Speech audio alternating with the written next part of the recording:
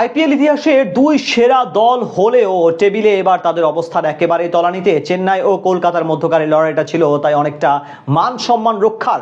এমন ম্যাচে কিনা আগে ব্যাট করতে নেমে বড় সংগ্রহ দাঁড় করায় স্বাগতিক চেন্নাই, জবাবে ব্যাট করতে নেমে চোখে চোখ রেখে লড়াই করেছে সফরকারীরা।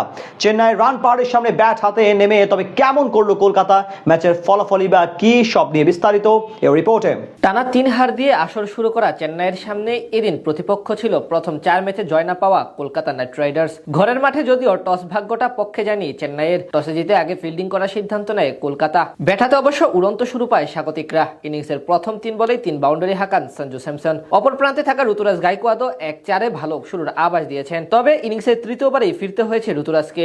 অঙ্কুল রয়ের বলে 6 বল থেকে 7 রান করে পেভিলিয়নের পথ ধরেন এই ব্যাটার। এরপর স্যামসনকে সাথে নিয়ে পাওয়ার প্লেতে ঝড় তোলেন আয়ুষ মাহাত্রে। ক্রিস গ্রিনের 1 ওভারে 2-4 ও 2 ছক্কায় 21 রান তুলে ফেলে এই দুই ব্যাটার। আর তাতে করে ইনিংসের চতুর্থ ওভারে দলীয় শতকে পৌঁছে যায় চেন্নাই। তবে পাওয়ার প্লের শেষ বলে বড় শট খেলতে গিয়ে ফিরেছেন মাহাত্রে। বৈভবের বলে আউট হওয়ার আগে মাহাত্রের ব্যাট থেকে আসে 38 রান। মাত্র 17 বলে 6টি 4 আর 2 ছক্কায় ঝলমলে এই ইনিংস খেলেন এই তরুণ ব্যাটার। 6 ওভার শেষে চেন্নাইয়ের সংগ্রহ দ্বারায় 2 উইকেটে 72 রান। পাওয়ার প্লে শেষে চেন্নাইয়ের রানের চাকায় কিছুটা লাগাম টেনে ধরেন কলকাতার বোলাররা, যার ফলশ্রুতিতে দলীয় 100-তে পৌঁছাতে চেন্নাইয়ের অপেক্ষা করতে হয় 10ম ওভার পর্যন্ত। তবে কলকাতার বোলারদের ক্রমাগত চাপে উইকেট নিয়ে আসতে বাধ্য হন স্যামসন। কার্তিক তেগির বলে বোল্ড হয়ে ফেরত যাওয়ার আগে স্যামসনের ব্যাট থেকে আসে 48 রান। 4টি 4 ও 3টি ছক্কায় সাজানো ইনিংসে স্যামসন বল খেলেছেন 32টি। এরপর রানের চাকা সচল রাখেন ডেওয়াল্ট ব্রেভিস ও সারফরাজ খানের জুটি। দুজন মিলে 16তম ওভারে দলকে নিয়ে যান দলীয় 150-তে। তবে 18 বলে 23 রান করে নারিনের একমাত্র শিকার হয়ে ফিরতে হয়েছে সারফরাজকে। ব্রেভিসও বিদায় নিয়েছেন 29 বলে 41 রান করে। সেই দিকে কলকাতার বোলারদের কিপটে বোলিং এ 200 পেরোতে পারেনি চেন্নাই। তাদের ইনিংস শেষ হয়েছে 5 উইকেটে 192 রানে। কলকাতার হয়ে সর্বোচ্চ 2 উইকেট নেন কার্তিক তেগি।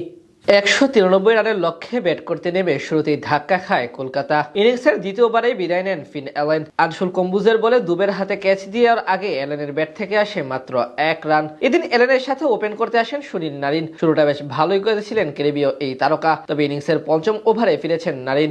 খালিল আহমেদের বলে ক্যাচ তুলে দেন এই ব্যাটার। 17 বল থেকে নারিন খেলেন 24 রানের ইনিংস। পাওয়ার প্লেতে এই 2 উইকেট হারিয়ে 36 রান তুলতে সক্ষম হয় কলকাতা। পাওয়ার প্লের কিছুটা ঝড়ো গতিতেই খেলতে থাকেন আজিঙ্কা রায়হানে ও রাঙ্গবর্ষী। তবে 10ম ওভারে তৃতীয় বলে ফিরতে হয়েছে রাঙ্গবর্ষীকে। 19 বলে তার ব্যাট থেকে আসে 27 রান। পরের ওভারে জোড়া আঘাত হানেন নূর আহমেদ। প্রথমে বিদায় নেন আজিঙ্কা রায়হানে। 22 বলে 28 রানের পেভিলিয়নে ফিরেছেন কলকাতার অধিনায়ক। পরের বলেই বিদায় নিয়েছেন ক্যামেরন গ্রিন। নূর আহমেদের বলে গোল্ডেন ডাক মেরে আউট হয়েছেন এই ব্যাটার। এরপর আর রান পাহাড়ের সামনে তেমন ভাবে সুবিধা করতে পারেনি কলকাতা। ফলে আবারও ম্যাচ হেরে মাঠ ছাড়তে হয় কেকেআরকে।